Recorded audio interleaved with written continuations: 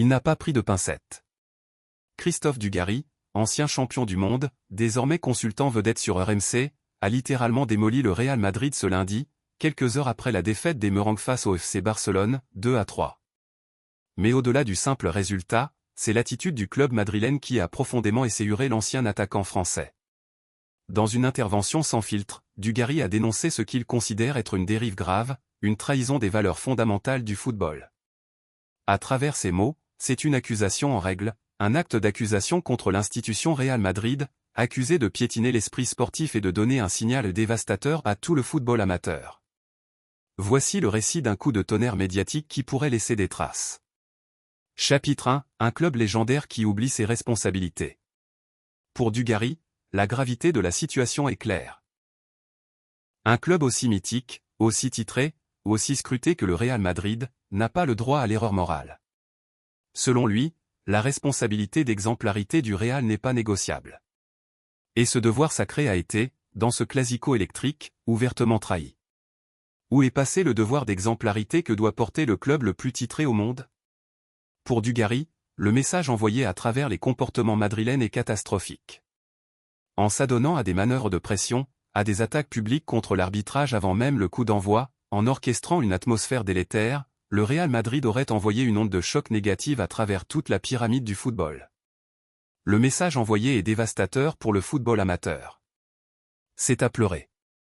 En d'autres termes, lorsque le sommet se salit, c'est toute la base qui vacille. Chapitre 2, l'impact sur les bénévoles, le véritable cœur du foot. Avec émotion, Dugarry a évoqué une victime souvent oubliée dans ses débats d'élite. Les bénévoles, ces anonymes qui font vivre le football de proximité, semaine après semaine. Comment voulez-vous que les bénévoles du monde entier continuent à tenir le football amateur, si les professionnels donnent une telle image?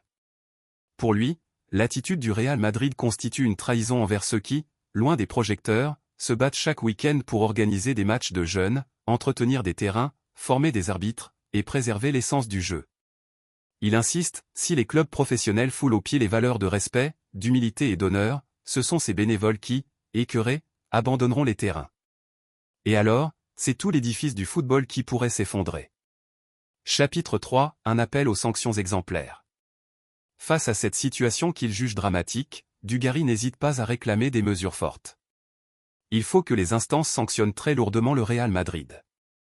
Si elles ne le font pas, ce sera une catastrophe. Le consultant demande une réponse claire et inflexible des autorités du football. Non pas pour humilier le Real, mais pour sauver l'image d'un sport en danger. Selon lui, fermer les yeux serait un crime contre l'avenir du football. Une faiblesse fatale qui pousserait les passionnés à se détourner peu à peu de ce jeu qu'ils aiment. Les gens vont se détourner du football. C'est une honte absolue.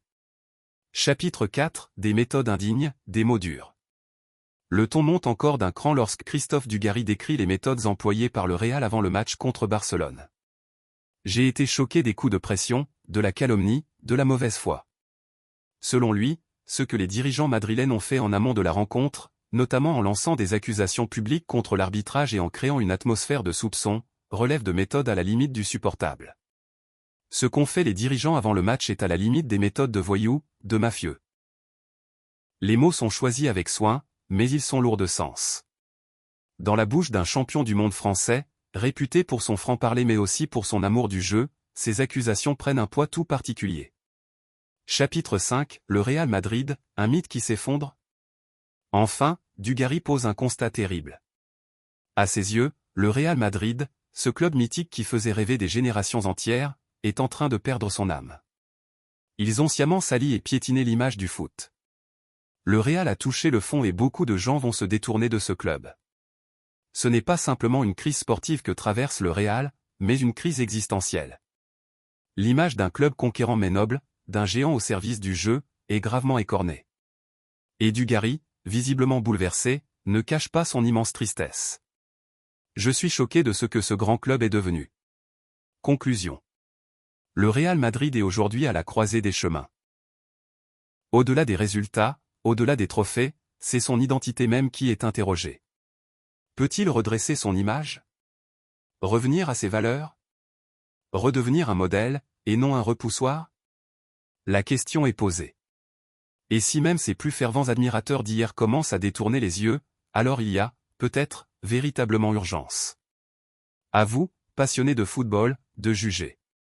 Le Real Madrid est-il allé trop loin? L'esprit du jeu est-il menacé? Le football peut-il encore se regarder dans le miroir sans rougir?